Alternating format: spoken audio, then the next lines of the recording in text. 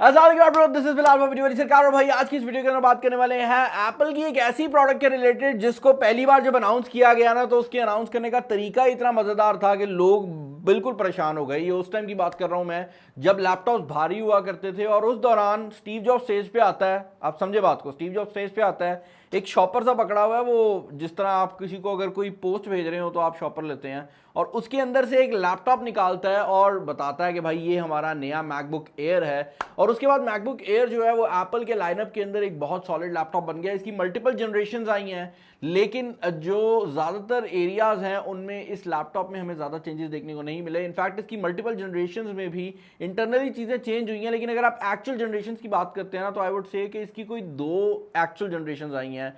छोटी मोटी चीज़ें चेंज होती रही हैं, लेकिन इसकी जो लेटेस्ट जनरेशन थी अभी तक जो चल रही थी वो ये वाला मैकबुक है, जो कि मेरे पास मौजूद है। ये मैकबुक एयर के नाम से अगेन आता है। और मैकबुक एयर की एक जो डिफाइनिंग क्वालिटी थी वो ये थी भाई, पीछे से पतला होता था, पीछे से मोटा होता था, आगे से पतला होता था, और उससे पता लग जाता था कि आपने एक मैकबुक एयर पकड़ा हुआ है। अब ये कोई बड़ी बात नहीं है, बट इस लैपटॉप को जब आप आगे वाली साइड से पकड़ते थे तो क्योंकि ये वो वेज शेप डिज़ाइन बना रहा है, तो आपको फील आती थी कि लैपटॉप बहुत ज़्यादा पतला है, जबकि एक्चुअल रियलिटी ये थी कि बैक से लैपटॉप जो है वो ज़्यादा मोटा था, जिसकी वजह से आपको ज़्यादातर जो कंपोनेंट्स हैं वो भी बैक वाली साइड पे देखने को मिलते थे। फ्रंट साइड जो है वो मोर और लेस बैटरी और स्क्रीन ही रह जाते थे।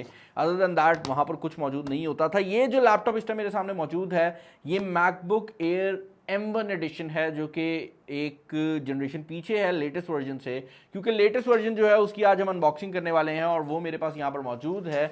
और ये जो लेटेस्ट जनरेशन है ना, आई वुड से कि अब तक जब मैकबुक एयर लॉन्च हुआ है उसमें सबसे ज़्यादा चेंज होने वाला जनरेशन यही जनरेशन है। और अगर आप इस लैपटॉप को देखते भी हो तो यार यहाँ पर मैकबुक एयर मेंशन किया गया है और ये नीले रंग में है। ये साइड वाली साइड पर जो एप्पल बना हुआ है इस पे भी आपको ब्लू कलर जो है वो देखने को मिल रहा है। जो वेरिएंट हमारे पास मौजूद है 8 GB RAM 256 GB SSD storage वाला है। और मैं यहाँ पर ये चीज़ क्लियर कर दूं कि ये एप्पल की M सीरीज़ के जो अपनी प्रोसेसर आ रहे हैं उनका बना हुआ लैपटॉप है, जिसका मतलब ये है कि यहाँ पर जो प्रोसेसर लगाया हुआ है वो एप्पल ने खुद बनाया है। अब एप्पल ने जब M1 लॉन्च किया था, ये पुराने वाला, तो तब भी लोग परेशान हो गए थे कि ये इतना पतला लैपटॉप, इतना छोटा प्रोसेसर, इतनी ज़्यादा परफॉर्मेंस कैसे दे सकता है। और उसके बाद अब एप्पल ने M2 लॉन्च किया है। मैं एक रेफरेंस के लिए बता देता हूं कि ये वीडियो जो आप देख रहे हैं और इस चैनल पे अपलोड होने वाली सारी जो वीडियोस हैं वो भी एप्पल के M1 प्रोसेसर के ऊपर ही जो हैं वो एडिट होती हैं, लेकिन वहां पर हम लैपटॉप यूज़ नहीं करते, हमारे पास मैक मिनीज हैं। लेकिन कहने का मकसद ये है कि ये इतने पावरफुल है कि 4K वीडियो रिकॉर्डिंग की 3 जो टाइमलाइंस हैं ये at a single time edit करता है। और इतना ज़्यादा पावरफुल होने के साथ साथ इतना रिलायबल भी है कि हम डेली की बेसिस पे एक M1 वाले मशीन पे एडिट करते हैं। तो ये जो मैकबुक एयर है टेक्निकली उससे ज़्यादा पावरफुल होने वाला है। इसको हम अनबॉक्स कर लेते हैं भाई। यहाँ पर साइड पर ये जो फ्लैप है दिया गया है। बाय द टाइम मैं इसको अनबॉक्स कर रहा हूँ 2 चीज़ें मैं आपको बताना चाहूँगा। पहली चीज़ तो ये है कि भाई हमेशा की तरह एप्पल की किसी भी डिवाइस को अनबॉक्स करने के लिए आपको किसी छुरी या चाकू की ज़रूरत नहीं पड़ती। और दूसरी बात भाई, हमेशा की तरह आज की वीडियो के स्पॉन्सर हैं जो कि यूट्यूब मोबाइल फ़ोन वाले हैं, जिनकी शॉप कचहरी बाज़ार में है। हाँ, अभी भी वहीं रखी हुई है उनने, और UBL बैंक के साथ ही है। तो नंबर मैं फिर हमेशा की तरह डाल ही दूंगा। देखिए हमारे तो स्पॉन्सर जो है वो रेगुलर हो गए हैं, तो आप लोग रेगुलर होकर रेगुलरली सब्सक्राइब का बटन क्यों नहीं दबा रहे? मतलब समझ रहे हो, मेरा सब्सक्राइबर रेगुलर है लेकिन वो सब्सक्राइब कर नहीं रहा, तो दिल टूट जाता है यार। खैर ये जो लैपटॉप है इसको हम यहाँ पर अनबॉक्स कर लेते हैं। काफ़ी बड़ा बॉक्स है भाई। एक चीज़ मैं क्लियर कर दूं कि पुरानी जो जनरेशन है उसके और इसके अगर आप फुटप्रिंट की बात करते हैं, यानी कि एक्चुअल लैपटॉप के साइज़ की बात करते हैं, तो आप देख सकते हैं कि मोर और लेस दोनों का जो लैपटॉप साइज़ है वो एक जैसा ही है। और इनफैक्ट अगर आप इसको बाहर वाली साइड से कंपेयर करेंगे तो आपको बहुत कम डिफरेंस जो है वो देखने को मिलेगा। इनफैक्ट कोई डिफरेंस भी नहीं है बॉडी में, सिर्फ ये साइड पर थोड़ा सा डिफरेंस है। लेकिन अगर आप एक्चुअल स्क्रीन की बात करते हैं तो यहाँ पर ये जो पुरानी जनरेशन है ये 13.3 इंचेस के डिस्प्ले के साथ आती है। नया वाला जो जनरेशन है इसमें इनने बेजल्स को कम कर दिया है, जिसकी वजह से आपको सेम साइज के अंदर ही जो डिस्प्ले है वो बड़ा मिल जाता है भाई। और ओवरऑल जो फील है ना लैपटॉप की वो भी मुकम्मल तौर पर चेंज कर दी है। प्राइसिंग आप लोग पूछ रहे होंगे, मैं आपको बता देता हूँ। ये जो लैपटॉप है ये $1299 से आई थिंक स्टार्ट हो जाता है, और उसके बाद इसका एक $1500 वाला भी जो वर्जन है वो मौजूद है, जिसका मतलब ये है कि आप अपनी मर्जी से इसको स्पेक आउट कर सकते हैं। यहाँ पर आपके पास M2 को अवेल करने के लिए मैकबुक प्रो भी अवेलेबल है, लेकिन उसमें फीचर की काफ़ी कमी है, तो वो मैं रिकमेंड नहीं करूँगा। खैर लैपटॉप को हमने पहली बार ऑन किया है, इसका ये जो प्लास्टिक रैप है ये हम रिमूव कर देते हैं। एप्पल की अनबॉक्सिंग को आप बीट नहीं कर सकते। पैसे वो ले लेते हैं, पैसे वो इतने ले लेते हैं कि आप अफसोस ही करते रह जाते हो, लेकिन भाई आप एप्पल के एक्सपीरियंस को जो है ना वो बीट नहीं कर सकते। बाय द टाइम ये लैपटॉप स्टार्ट हो रहा है, हम जरा बॉक्स के अंदर बाकी आने वाले सामान पे नजर डाल लेंगे। एक चीज जो कि मुझे बड़ी इंटरेस्टिंग लगी है वो ये है कि यहाँ पर आपको जो केबल देखने को मिलती है वो ब्रेडेड केबल है। इससे पहले एप्पल सिर्फ अपनी प्रो लाइनअप की डिवाइसेस के अंदर ब्रेडेड केबल दिया करता था, लेकिन अब एप्पल को पता नहीं क्या जज्बात जागे हैं और ये जो ब्रेडेड केबल है ना, जो हाई क्वालिटी की केबल है, ये एप्पल ने इंक्लूड करनी स्टार्ट कर दी है। मैं वेट कर रहा हूँ उस टाइम का जब हमें एप्पल के आईफोन्स के अंदर भी यही देखने को मिलेगी, लेकिन मुझे लगता है कि वो होने से पहले ही केबल ही खत्म हो जानी है। यहाँ पर आपको स्टिकर देखने को मिल जाते हैं जो कि इंटरेस्टिंगली ब्लू कलर के अंदर दिए गए हैं, और उसके अलावा भाई कुछ पेपर वर्क दिया गया है। एक और चीज़ जो कि बड़ी इंटरेस्टिंग है वो ये है कि यहाँ पर आपको जो चार्जर मिल रहा है ये 33 वॉट के ऊपर आपकी इस मैकबुक को चार्ज कर सकता है, लेकिन ये मैकबुक इससे ज़्यादा वॉटेज भी सपोर्ट करती है। और यही वजह है कि ओके ये 33 नहीं 30 वॉट का चार्जर है, ये 30 वॉट के ऊपर आपके मैकबुक को चार्ज करेगा, लेकिन इसकी मल्टीपल कन्फिग्रेशंस आती हैं और आप इसे 67 वॉट के चार्जर के साथ भी खरीद सकते हैं। तो ये जब आप ऑर्डर कर रहे होंगे उस टाइम पे आपने सेलेक्ट करना होता है, और अगर आपके पास पुराना कोई बड़ा चार्जर पड़ा है पावर डिलीवरी वाला तो वो भी आप इस्तेमाल कर सकते हैं। यहाँ पर जो चार्जिंग केबल है इसके बारे में एक और चीज़ जो कि बड़ी मज़ेदार है वो ये है कि फाइनली जो मैगसेफ है वो वापस आ चुका है, और अब आप इसको चार्ज करने के लिए मैगसेफ का यूज़ करेंगे, जिसकी वजह से दो फायदे हो रहे हैं। पहला फ़ायदा तो ये है भाई कि मैगसेफ आप लगाते हैं और उसके बाद अगर इसको ज़ोर से कोई झटका पड़ता है ना तो ये निकल जाता है, आपका लैपटॉप उड़ के नहीं गिरता। और दूसरा फ़ायदा ये है कि मैकबुक एयर के अंदर 2 पोर्ट्स होती हैं, तो जब आप एक चार्जिंग के लिए यूज़ करते हैं तो दूसरी रह जाती है, तो 2 पोर्ट्स में से सिर्फ एक आप यूज़ कर सकते हैं। जबकि इस केस में अब एक नई पोर्ट आ गई है तो आप ये दोनों पोर्ट्स जो हैं बाकी किसी चीज़ के लिए इस्तेमाल कर सकते हैं। अब भाई यूजुअली जब आप एक जनरेशन से दूसरी जनरेशन में जा रहे होते हैं तो आप कहते हैं भाई मैं करीब रखूंगा ना दोनों डिवाइसेस को, तो आपको दोनों के दरमियान में फ़र्क फील होगा, लेकिन ये ऐसा केस है कि इसको आप दूर से भी देखते हैं तो आपको फ़र्क फील हो जाएगा। पहली बात तो ये है कि भाई सबसे बड़ा चेंज उन्होंने किया है, उन्होंने एप्पल का जो लोगो है उसका साइज़ बड़ा कर दिया है। मजाक कर रहा हूँ भाई, सबसे बड़ा चेंज जो है वो इसके एक्चुअल फॉर्म फैक्टर के अंदर आने वाला है। दोनों लैपटॉप्स ही काफ़ी ज़्यादा लाइट वेट हैं, लेकिन जो नया वाला वर्जन है इसमें बड़ा डिस्प्ले होने के साथ साथ आपको जो ओवरऑल वेट है उसमें भी कमी देखने को मिलती है। अब आई एम नॉट श्योर कि ये एग्जैक्टली इन्हें कैसे अचीव किया है, क्योंकि यहाँ पर डिस्प्ले भी बड़ा हो गया है, बॉडी का साइज भी थोड़ा सा बड़ा हुआ है और ये थोड़ा सा ज़्यादा आई वुड से कि फील होता है कि मोटा है, जबकि एक्चुअल रियलिटी ये है कि अगर आप बैक साइड से बात करते हैं तो बैक साइड से ये पुराने वाला लैपटॉप थोड़ा ज़्यादा मोटा था, लेकिन अगर आप ओवरऑल की बात करते हैं तो डेफिनेटली ये नए वाला जो है वो थोड़ा फील होता है कि भाई पुराने वाले से ज़्यादा मोटा है। दोनों को ओपन करेंगे तो यहाँ पर आपको मोर और लेस सिमिलर चीज़ें देखने को मिलेंगी। पहले भी मैकबुक एयर के अंदर आपको टच बार देखने को नहीं मिलता था और अब भी नहीं आ रहा, लेकिन अब चेंजेस ये आ गए हैं कि जो आपकी ये फंक्शन कीज़ हैं इनका साइज़ बड़ा हो गया है। उसके अलावा यहाँ पर अब जो आपकी पावर की है वो अब एक सेपरेट बटन के तौर पे लगाई गई है, ऑल्दो वो पहले भी सेपरेट थी लेकिन उसका जो डिज़ाइन था वो थोड़ा डिफरेंट था। ट्रैक पैड की जो ओवरऑल साइज़ वाली साइड है वो काफ़ी हद तक वैसी ही रखी गई है। इसके अलावा एक और चीज़ जो कि बड़ी नोटिसेबल है वो ये है कि पुराने वाले जनरेशन में 2 स्पीकर यूनिट दिए गए थे जो कि दोनों साइडों पर मौजूद थे, जबकि नए वाले लैपटॉप के अंदर उनने इस चीज़ को अपग्रेड किया है और 3 स्पीकर लगा दिए हैं। अब आप सोच रहे होंगे भाई तीसरा स्पीकर कहाँ लगाया है, क्योंकि यहाँ पर जो 2 स्पीकर थे वो भी आपको लगे हुए नज़र नहीं आ रहे, इसके साइड पर कोई ऐसी जगह नहीं है।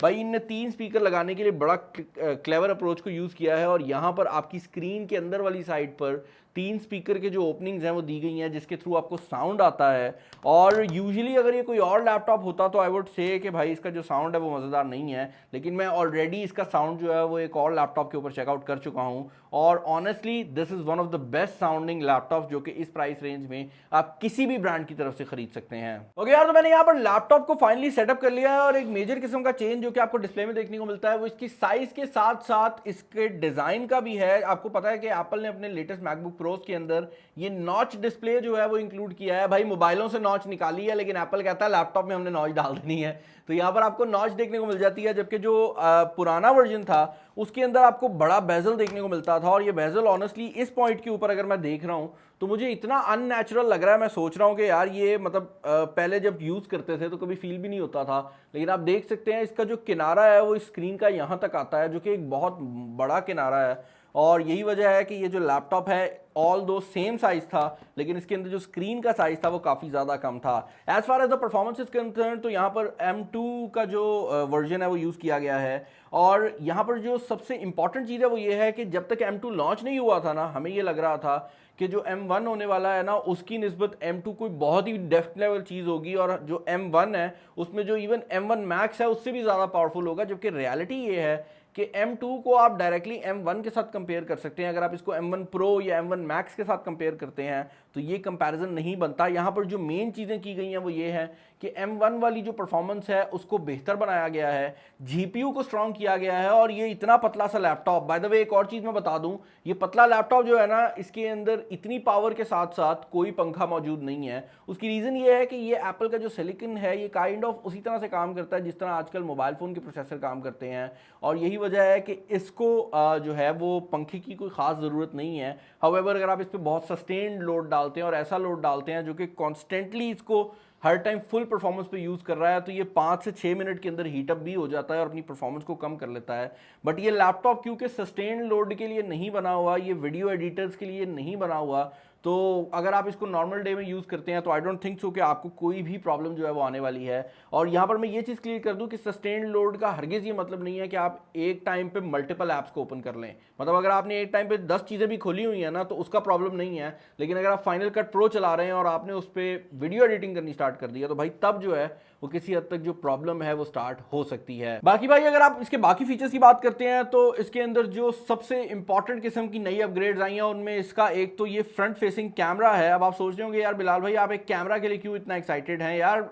रिसेंट टाइम के अंदर हमने देखा है कि ये जब से पेंडेमिक सिचुएशन बनी थी तो आपके लैपटॉप के अंदर मौजूद जो कैमराज हैं वो बहुत ज़्यादा इंपॉर्टेंट हो गए थे। और अगर हमने ये चीज़ नोटिस किया तो भाई एप्पल जैसा ब्रांड भी ये जो डेटा वगैरह ना कलेक्ट कर रहा था, और यही वजह है कि इसके फ्रंट साइड के ऊपर 1080p वीडियो कैमरा जो है वो लगाया गया है। ये सुनने में काफ़ी कम लगता है, लेकिन अगर आप इसको कंपेयर करते हैं पुरानी जनरेशन से तो भाई पुरानी जनरेशन में 720p है, और उससे पीछे वाली जो जनरेशन है जो कि पता नहीं 10 साल से ज़्यादा चली है वो टोटली 480p में चल रही थी और उसको कोई अपग्रेड करने का सोच भी नहीं रहा था। लेकिन अब क्योंकि ये सिचुएशन बनी है तो इन्होंने यहाँ पर 1080p वेबकैम भी इंक्लूड किया है, और इस लैपटॉप के अंदर आपको 3 माइक्रोफोन्स देखने को मिल जाते हैं, जिसका मतलब ये है कि अगर आप इस लैपटॉप को सेंटर में रखते हैं और मल्टीपल लोग बैठे हुए हैं तो उस टाइम पर वीडियो कॉन्फ्रेंसिंग के लिए भी ये लैपटॉप जो है एक काफी सॉलिड ऑप्शन हो सकती है। बाकी भाई वीडियो को एंड करने से पहले मैं ये चीज क्लियर कर दूं कि अगर इस लैपटॉप की हर छोटी छोटी चीज में जाते हैं तो इसके हर एक डिपार्टमेंट में ही हमें अपग्रेड देखने को मिल जाती है। फॉर एग्जांपल अगर आप डिस्प्ले की बात करते हैं तो यहाँ पर डिस्प्ले के अंदर जो कलर्स है वो बेहतर कर दिए गए हैं, थोड़ी सी ब्राइटनेस को बढ़ा दिया गया है। इसके अलावा अगर आप ओवरऑल बात करते हैं बैटरी लाइफ की तो वहां पर भी आपको अपग्रेड देखने को मिली है। लेकिन जो मेजर अपग्रेड है वो एक तो ये कैमरा सिचुएशन में है, स्पीकर सिस्टम के अंदर है, डिजाइन में है, एंड मोर इंपॉर्टेंटली उस प्रोसेसर में है जो कि इसके अंदर लगाया हुआ है जो कि M2 चिप की फॉर्म में आता है। और एक बात और जो बड़ी हैरानकुन है वो ये है कि ये पहला लैपटॉप था जिसके साथ एप्पल ने अनाउंस किया है कि वो गेमिंग के ऊपर भी फोकस कर रहे हैं। और इस लैपटॉप के साथ ही एप्पल ने ये भी अनाउंस किया है कि माइनक्राफ्ट जो है वो इस लैपटॉप के ऊपर नेटिवली चल पाएगी, और रेजिडेंट ईवल की जो लेटेस्ट गेम है रेजिडेंट ईवल 8 विलेज के नाम से जो आती है उसका भी एक मैक ओनली वर्जन जो है वो आने वाला है। जिसका मतलब यह है कि एप्पल गेमर्स की साइड पे सोच जरूर रहा है। आई पर्सनली बिलीव कि एप्पल के पास हर चीज़ जो है वो रेडी है, वो किसी एक खास एरिया का इंतजार कर रहा है, खास टाइम का इंतजार कर रहा है कि उस टाइम पे गेमिंग में मुकम्मल तौर पे कूदें।